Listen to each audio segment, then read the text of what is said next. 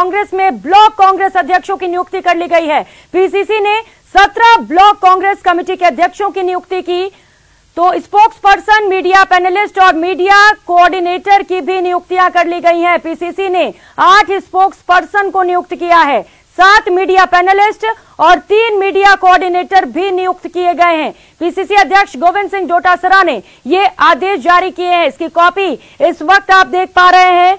17 block अध्यक्षों की नियुक्ति की गई है। जो लिस्ट इस वक्त आप टीवी स्क्रीन पर देख पा रहे हैं, कहा जा रहा है कि युवाओं पर इस बार खासा फोकस बीजेपी और कांग्रेस दोनों की ओर से देखने को मिल रहा है।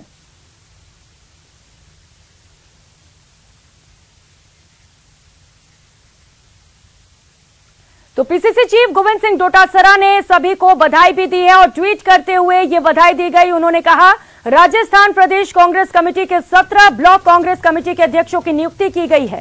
सभी नवनियुक्त पदाधिकारियों को हार्दिक बधाई और शुभकामनाएं। मुझे पूरा विश्वास है कि आप सभी जिम्मेदारी का पूरी लगन और मेहनत से निर्वहन कर संगठन को और अधिक मजबूत करेंगे। ये ट्वीट इस वक्त आप देख पा रहे हैं। पीसीसी चीफ गोविंद सिंह डोटासरा की ओर से ये ट्वीट किए गए हैं और बधाई दी गई है।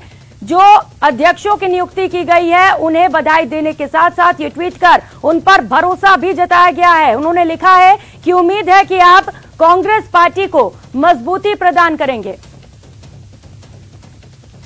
तो कांग्रेस कमेटी के अध्यक्षों की नियुक्ति की गई है। 17 ब्लॉक अध्यक्षों की नियुक्ति हुई है। लगातार नियुक्तियों का दौर कांग्रेस की ओर से जारी है, क्योंकि ये चुनावी साल है और ऐसे में लगातार दोनों ही पार्टियां पुरजोर तरीके से जुटी हुई हैं। अलग अलग तरीके से तैयारी दोनों ही पार्टियों की ओर से देखने को मिल रही है। तो एसटी/एससी समाज की महापंचायत का आयोजन किया गया। मानसरोवर शिप्रा थाने के सामने ये आयोजन हुआ। महापंचायत प्रदेश भर से एसटी/एससी समाज के लोग जुटे। महापंचायत में बड़ी संख्या में लोग पहुंचे। राज्य सरकार के 4 एसटी/एससी समाज के मंत्री भी पहुंचे थे। इस वक्त ये बड़ी खबर आपको बता रहे हैं। कार्यक्रम में विरोध के बाद महापंचायत से 4 मंत्री रवाना हो गए। मंत्री गोविंद राम मेघवाल, मंत्री ममता भूपेश, मंत्री भजन लाल जाटव और मंत्री टीकाराम जूली यहां पर पहुंचे हुए थे, लेकिन इस बीच इन सभी को विरोध का सामना करना पड़ा और विरोध के बाद तुरंत मंत्री यहां से रवाना हो गए। तो मंत्रियों ने इस दौरान आरोप भी लगाया है। मंत्रियों की ओर से कहा गया है कि सरकार के मंत्रियों के नाम पर यहां पर इकट्ठे की गई थी भीड़ और सरकार के मंत्रियों को ही मंच पर 2 मिनट बोलने का मौका भी नहीं दिया जा रहा है। ये बड़े आरोप मंत्रियों की ओर से लगाए गए हैं। एसटी/एससी समाज के लोग यहां पर जुटे हुए थे। महापंचायत का आयोजन किया गया था। इस बीच कुछ एसटी/एससी समाज के मंत्री भी यहां पर पहुंचे, लेकिन इन सभी को विरोध का सामना करना पड़ा और जैसे ही विरोध हुआ, मंत्रियों की ओर से बयान भी आ गए। मंत्रियों ने कहा कि सरकार के मंत्रियों को ही मंच पर 2 मिनट का मौका नहीं दिया जा रहा है बोलने के लिए। तो महापंचायत के दौरान जमकर विवाद हुआ जब यहां पर मंत्रियों के विरोध होने लगे और इसके बाद मंत्री अपने अपने गाड़ी में बैठकर वापस रवाना हो गए। लेकिन नाखुश नजर आ रहे थे मंत्री। उनका कहना है कि मंत्रियों के बोलने पर ही यहां पर भीड़ इकट्ठा हुई, लेकिन मंत्रियों को बोलने का मौका नहीं दिया गया। देखिए, मंच से ये तस्वीर इस वक्त आपको दिखा रहे हैं। जहां पर मंत्री पहुंचे तो विवाद शुरू हो गया।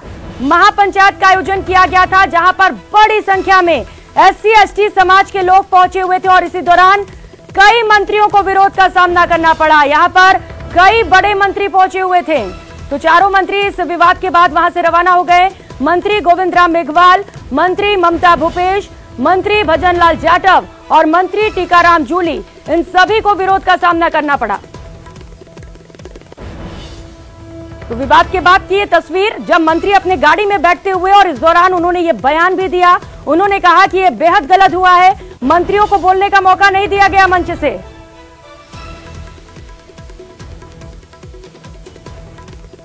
इस वक्त की बड़ी खबर जयपुर से, राजधानी से, जहां पर जमकर विवाद हो गया। एससी/एसटी महापंचायत का आयोजन किया गया था। बड़ी संख्या में यहां पर लोग पहुंचे हुए थे और इसी दौरान यहां पर कुछ मंत्री भी पहुंचे जिन्हें जमकर विरोध का सामना करना पड़ा। अब इस विरोध के पीछे क्या वजह है, फिलहाल इसका खुलासा नहीं हो सका है। कुछ ही समय में इसे लेकर भी आप तक जानकारी पहुंचाएंगे, लेकिन जैसे ही विरोध हुआ, मंत्री यहां से अपने गाड़ियां लेकर रवाना हो गए हैं। तो इस दौरान मंत्रियों की ओर से बयान भी आए हैं और उनका कहना है कि सरकार की ओर से ये भीड़ जुटाई गई, मंत्रियों की ओर से भीड़ जुटाई गई, लेकिन मंच पर मंत्रियों को बोलने का मौका तक नहीं दिया गया। मंच से भी हमने आपको तस्वीरें दिखाई कि किस कदर वहां पर जमकर बवाल मच गया, जमकर विवाद हुआ है मंत्रियों का।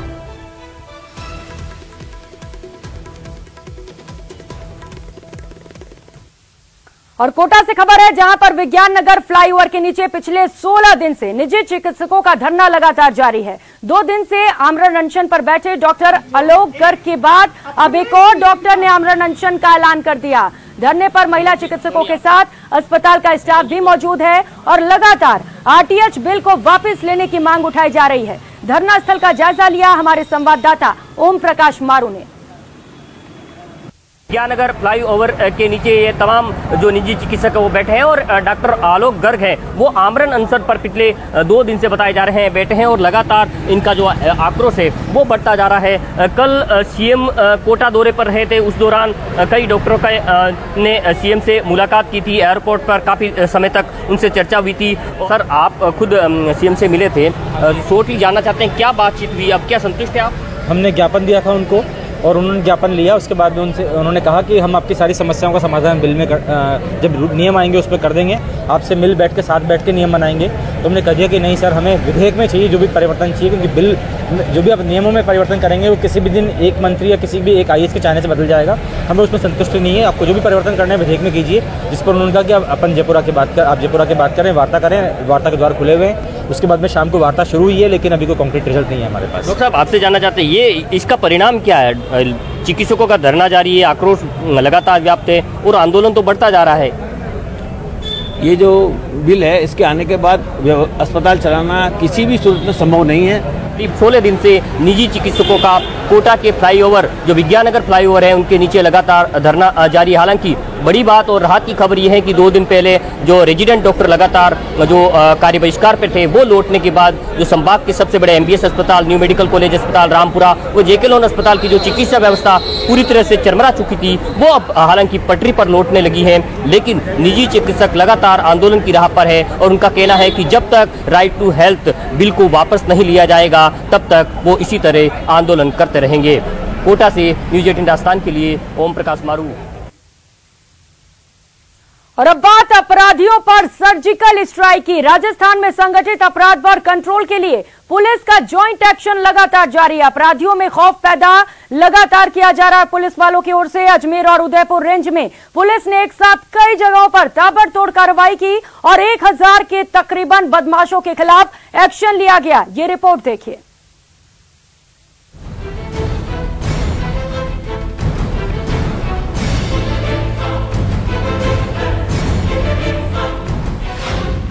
प्रदेश में क्राइम पर सर्जिकल स्ट्राइक, 10 जिलों में अपराधियों पर जॉइंट एक्शन। प्रदेश में अपराधियों पर नकेल कसने के लिए उदयपुर और अजमेर रेंज में बदमाशों के खिलाफ पुलिस की सर्जिकल स्ट्राइक काफी सफल मानी जा रही है। रेंज आईजी की अगुवाई में हुई कार्रवाई की मॉनिटरिंग खुद डीजी ने की। रविवार अल सुबह से बदमाशों के खिलाफ शुरू हुई पुलिस की सर्जिकल स्ट्राइक में उदयपुर रेंज आईजी और अजमेर रेंज आईजी के निर्देशन में 10 जिलों के एसपी खुद मैदान में उतरे। पहले ही इलाके के आदतन अपराधियों और संगठित अपराध से जुड़े बदमाशों को चिन्हित किया गया था, जो कि गंभीर अपराधों, हथियार तस्करी और मादक पदार्थ तस्करी से जुड़े हैं। उदयपुर रेंज के 5 जिले उदयपुर शहर, बांसवाड़ा, डूंगरपुर, राजसमंद, प्रतापगढ़ में पुलिस ने बड़ी कार्रवाई की।